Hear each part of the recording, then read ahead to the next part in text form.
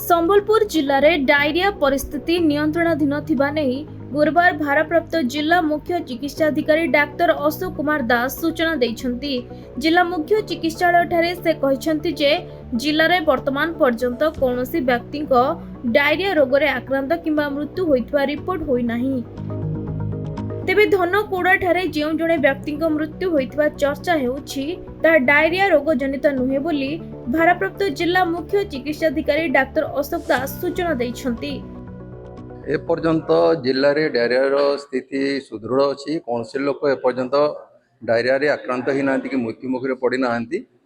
ये जो पेसेंट जो कहते श्रवण छुरिया नामक गोटे लोक जोटा कि 41 वर्ष धनकड़ा अंचल रे रोला से क्रोनिक अल्कोहोलिक थिला आउ ताको झाड़ा सहित म्यूकस पड़ता तार आउ से बांती भी होता हॉस्पिटल को भर्ती होगी आसला गत काली से सकाल 7टा बेले आसिकी भर्ती होता आउ 9टा बेले तार मृत्युवरण करथिला।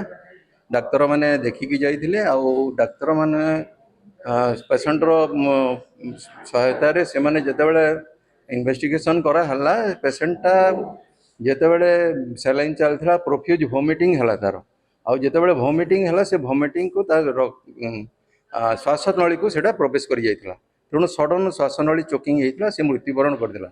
सेते बेले तार डायरिया हेइथिला किंतु से तार यूरिनेशन होता और डिहाइड्रेशन टा माइल्ड थिला तेणु आम कहि परबा नै एटा डायरिया जनित मृत्यु।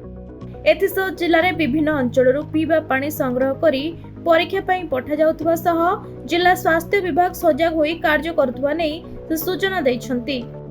संबलपुर नवीन दास का रिपोर्ट, खबर ओडिशा।